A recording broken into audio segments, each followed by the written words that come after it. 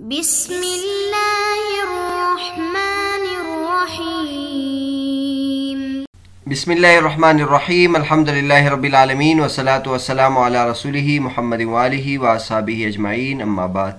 درس نمبر 127۔ آج کے سبق کا عنوان ہے لفظ القرآن کی بجائے نظم القرآن استعمال کرنے کی وجہ۔ اصول فقہ کی کتابوں میں جب بھی قرآن مجید کے لفظ کا ذکر کیا جاتا ہے، الفاظ کا ذکر کیا جاتا ہے، اس کے لیے نظم القرآن کا لفظ استعمال کیا جاتا ہے، لفظ قرآن کا لفظ استعمال نہیں کیا جاتا۔ تو آج کے سبق میں اس کی وجہ بیان کریں گے کہ اس کے لیے نظم کا لفظ کیوں استعمال کیا جاتا ہے۔ المراد بالنظم ها هنا اللفظ إلا أن في إطلاق اللفظ على القرآن نوع سوء أدب لأن اللفظ في الأصل إسقاط شيء من الفم فلهذا اختار النظم مقام اللفظ۔ مراد نظم سے یہاں لفظ ہے، مگر لفظ کا اطلاق قرآن پر اس میں تھوڑی سی بے ادبی ہے، اس لیے کہ لفظ اصل میں منہ سے کسی چیز کو پھینکنے کو کہتے ہیں، اسی وجہ سے نظم کو پسند کیا لفظ کے جگہ۔ تو اس تشریح سے اس کی وجہ معلوم ہو گئی۔ باقی نظم کا معنی بھی لفظ ہے، نظم بھی لفظ کو کہتے ہیں، لیکن ہم نے لفظ کو چھوڑ کر نظم کا لفظ کیوں استعمال کیا؟ تو اس کی وجہ یہ ہے کہ لفظ قرآن مجید کے لیے الفاظ کے لیے لفظ کا لفظ استعمال کرنے میں تھوڑی سی بے ادبی ہے۔ اس کی وجہ یہ ہے کہ لفظ لغت میں پھینکنے کو کہتے ہیں۔ لفظت النواۃ اکلت التمرۃ ولفظت النواۃ، میں نے کھجور کھائی اور گٹلی پھینک دی، تو اس میں لفظت کا لفظ استعمال ہوتا ہے، تو منہ سے کوئی چیز گرانے کو لفظ کہتے ہیں۔ بعد میں تکلم کو اور بولنے کو لفظ کہتے ہیں، لیکن اصل لغت میں یعنی لغت میں اس کا جو لغوی معنی ہے وہ اچھا نہیں ہے، اس لیے قرآن مجید کے لیے نظم کے لفظ کو استعمال کر دیا۔ علامہ تفتازانی رحمۃ اللہ کیا فرماتے ہیں؟ قوله المراد بالنظم ها هنا اللفظ لا يقال النظم على ما فسره المحققون هو ترتيب الألفاظ مترتبة المعاني متناسقة الدلالات على وفق ما يقتضيه العقل لا تواليها في النطق وضم بعضها إلى بعض كيفما اتفق، أو هو الألفاظ المترتبة بهذا الاعتبار حتى لو قيل في قفا نبكي من ذكرى حبيب ومنزلي نبكي قفا من حبيب ذكرى كان لفظا لا نظما، لأن نقول هو يطلق في هذا المقام على المفرد حيث يقسم إلى الخاص والعام والمشترك ونحو ذلك، فالمراد به اللفظ لا غيره۔ مصنف کا یہ کہنا کہ مراد نظم سے یہاں لفظ ہے، یہاں یہ اعتراض نہ کیا جائے کہ نظم تو جیسا کہ محققین نے اس کی تعریف کی ہے، اور وہ تعریف یہ ہے کہ الفاظ کو مرتب کرنا معنی کے ترتیب کے ساتھ اور دلالات کے ہم نسقی کے ساتھ ایسے طریقے پر جس کو عقل چاہتا ہے، اور نہ کہ بات چیت میں کسی چیز کو پے در پہ ذکر کرنا اور بعض کو بعض کے ساتھ ملانا، کیفما اتفق جیسے بھی اتفاق ہو، اور یا ان الفاظ کو کہتے ہیں جو اس اعتبار کے ساتھ مترتب ہو۔ یہاں تک کہ اگر یہ جو شعر قفا نب کی من ذکرہ حبیب و منزلی، اس میں اگر یہ کہا جائے نب کے قفا من حبیب ذکرہ، تو یہ لفظ تو ہو جائے گا لیکن نظم نہیں ہو جائے گا۔ اس کا یہ سوال کوئی نہ کرے، اس کا جواب ہم یہ دیتے ہیں کہ یہاں لفظ نظم مفرد میں اس کا اطلاق ہوا ہے، اس کی وجہ یہ ہے کہ اس کی جو تقسیم ہم نے کی ہے خاص عام مشترک کو وغیرہ کی طرف کی ہے، لہٰذا لفظ سے مراد یہاں نظم سے مراد لفظ ہی ہے، نہ کہ کوئی اور۔ علامہ تفتازانی رحمۃ اللہ علیہ یہاں بہت بہترین بات بیان فرماتے ہیں، وہ یہ ہے کہ کوئی سوال کرنے والے یہ سوال یہاں کر سکتا ہے کہ آپ نے قرآن مجید کے الفاظ پر لفظ نظم کا اطلاق کیا، تو نظم تو منظوم کلام کو کہتے ہیں، اور منظوم کلام یہاں مراد نہیں لے سکتے ہیں۔ اس کی وجہ یہ ہے کہ آپ نے قرآن مجید اصولی کے پیش نظر جو ہوتا ہے قرآن مجید کے الفاظ ہوتے ہیں، کیونکہ اس سے وہ مسائل مستنبط کرتے ہیں، یا خاص عام مشترک معول جو اس کی صفتیں ہیں وہ بھی مفردات کی صفتیں ہیں، یہ مرکبات کی صفتیں تو نہیں ہیں، اور نظم جو ہے وہ تو ایک مجموعہ کلام کو کہتے ہیں، ایک مجموعہ شعری کو کہتے ہیں، اس کو منظوم کہتے ہیں. تو لہٰذا آپ کا یہ یہاں قرآن مجید کے لیے نظم کا استعمال کرنا درست نہیں ہے. تو اس کا مختصر جواب یہاں علامہ تفتازانی رحمۃ اللہ علیہ یہ دیتے ہیں کہ ٹھیک ہے، نظم کا یہ حقیقی معنی ہے اور وہ ایک منظوم کلام کو کہتے ہیں، لیکن یہاں چونکہ اصولی کے پیش نظر مفردات ہیں، لہٰذا ہم نے یہاں پر مفرد یعنی لفظ پر اس کا اطلاق کیا ہے، تو ہم نے اس کا لفظ والا معنی مراد لیا ہے. اس ضمن میں علامہ تفتازانی رحمۃ اللہ علیہ نے نظم کی تعریف کی ہے. نظم کس کو کہتے ہیں؟ منظوم کلام کس کو کہتے ہیں؟ الفاظ کو اس طریقے سے مرتب کرنا کہ جس پر اچھے معنی بھی مترتب ہو جائے اور وہ اس سے جو چیز آپ مراد لے رہے ہیں اس میں بھی ہم نسقی ہو، اور اس کو اس طریقے سے ادا کیا جائے جس طریقے کو عقل چاہتی ہے. آپ شعر و شاعری کو دیکھ سکتے ہیں. شاعر وہ اس طرح کرتا ہے کہ کچھ چیزوں کو مقدم کرتا ہے، کچھ چیزوں کو بعد میں ذکر کر دیتا ہے، اور ایک تو اس میں جو الفاظ ہے وہ اپنی اپنی جگہ پر بھی فٹ ہو جاتا ہے اور اس سے ایک قافیہ بھی بن جاتا ہے، اور پھر اس کا جو خیال ہوتا ہے وہ بہت بلند ہوتا ہے، جس کی وجہ سے انسان کو بہت اچھا لگتا ہے. تو نظم اس کو کہتے ہیں کہ آپ ہر چیز کو اچھے طریقے سے مرتب کر کے پیش کریں. یہ نہیں ہے کہ بس آپ نے صرف بول لیا اور کچھ کلمات کو مرکب کر کے کیف متفقہ، تو اس کو منظوم تو نہیں کہتے ہیں.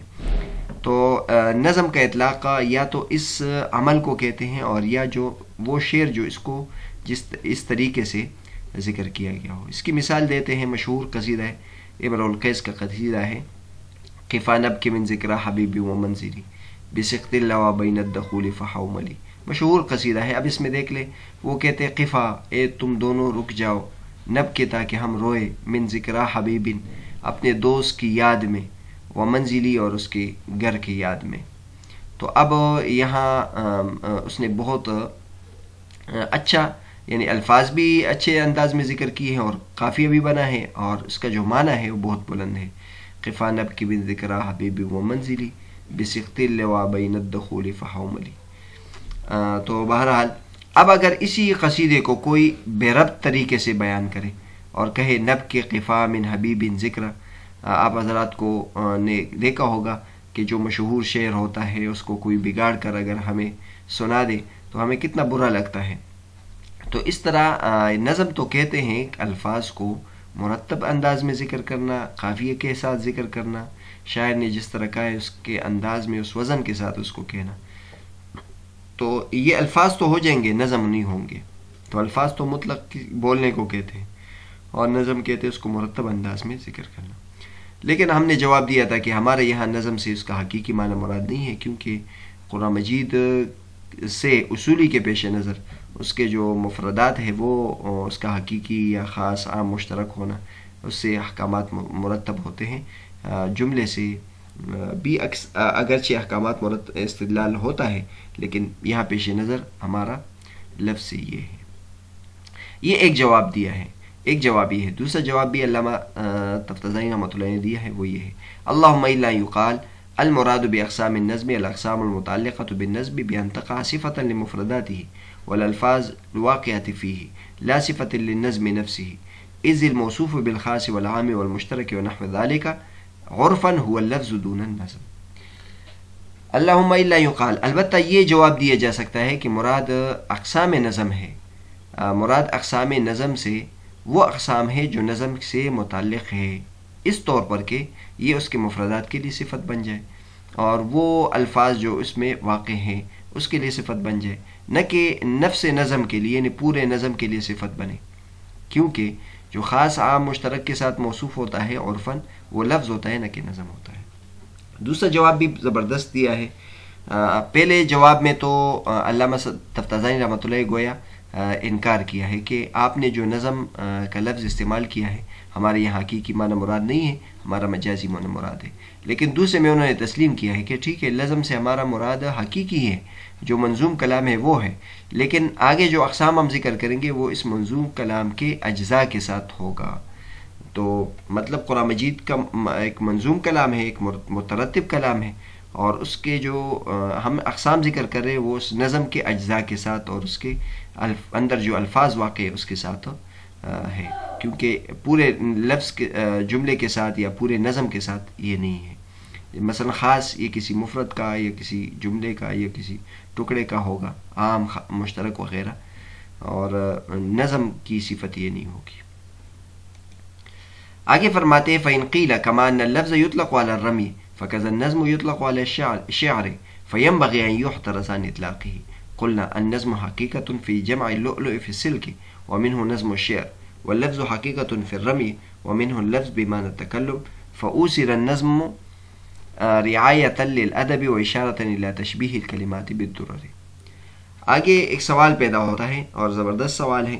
اوپر ہم نے کہا تھا کہ مصنف نے یا عام طور پر اصول فقہ کی کتاب میں قرآن مجید کے لیے لفظ کا لفظ ذکر نہیں کیا جاتا بلکہ نظم کا لفظ ذکر کیا جاتا ہے۔ اس کی وجہ یہ ہے کہ لفظ میں تھوڑی سی بے ادبی ہے، وہ یہ ہے کہ لفظ کا معنی لفظ النواتا سے ہے کہ چیز کو پھینکنا زبان سے، اور جو اچھا نہیں لگتا، کیونکہ بات کو منہ سے صرف گرانا یہ بے ادبی ہے، بلکہ تول تول کر بولنا، مرتب انداز سے بولنا، یہ اچھا معنی ہے اللہ تبارک و تعالیٰ کے لیے۔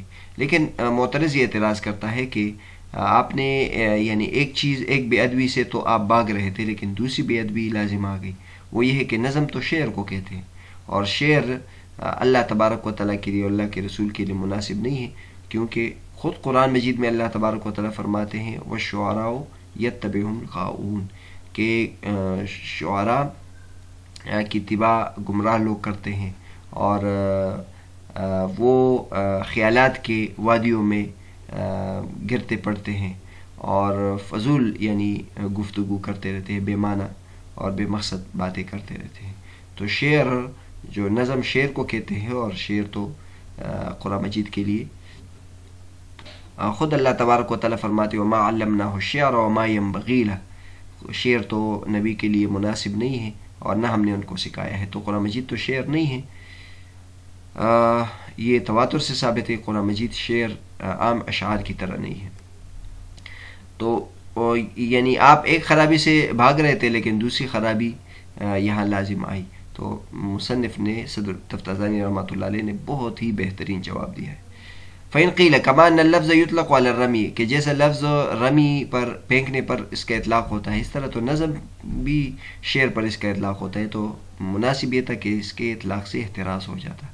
لیکن ہم اس کا جواب دیتے ہیں کہ نظم جو ہے یہ حقیقتاً اس کا معنی ہے جمع اللؤلؤ فی السلک، لڑی میں موتیوں کو پرونا، اور اسی سے شعر کو منظوم کرنا بھی لیا گیا ہے، جبکہ لفظ حقیقتاً پھینکنے کے معنی میں ہے، اور اسی سے لفظ بمعنی تکلم بھی لیا گیا ہے۔ لیکن یہاں ہم نے نظم کو اختیار کیا ادب کے لیے اور اس بات کی طرف اشارہ کے لیے کہ اللہ تبارک و تعالیٰ کے کلمات کو ہم نے موتیوں کے ساتھ پرویا ہے، کے ساتھ تشبیہ دی ہے۔ علامہ تفتازانی رحمۃ اللہ نے یہ جواب دیا ہے کہ اگرچہ نظم کا بعد میں اطلاق شعر پر ہوا ہے، لیکن نظم کا لغوی معنی یہ نہیں ہے، حقیقی معنی یہ نہیں ہے۔ نظم کا جو لغوی معنی ہے وہ یہ ہے کہ موتیوں کو پرونا، یہ معنی ہے۔ اور بعد میں جو شعر ہے، شعراء نے بھی اپنے کلام کو منظوم اس لیے استعمال کیا تاکہ ان کے شعر کو ایک اچھے معنی کے ساتھ تشبیہ دی جائے، کہ جس طرح ان کا جیسے موتیاں ہوتی ہیں تو اس طرح ان کے جو اشعار ہیں وہ بھی موتیوں کی طرح ہے۔ یعنی نظم کا حقیقی معنی شعر نہیں ہے، یہ شعر میں بعد میں استعمال ہوا ہے۔ جبکہ لفظ کو ہم دیکھ لیں تو یہ حقیقی معنی اس کا پھینکنا ہے، بعد میں یہ بمعنی تکلم استعمال ہوا ہے۔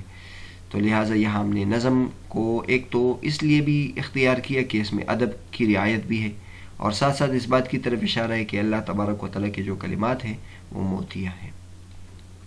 تو بہرحال آج کے سبق میں ہم نے یہ بیان کیا کہ ہم اصول فقہ میں دیکھتے ہیں کہ جب بھی قرآن مجید کے لیے الفاظ کے لیے الفاظ استعمال کرتے تو اگرچہ لفظ بھی استعمال کر لیتے ہیں، لیکن اکثر و بیشتر نظم کا لفظ استعمال کرتے ہیں۔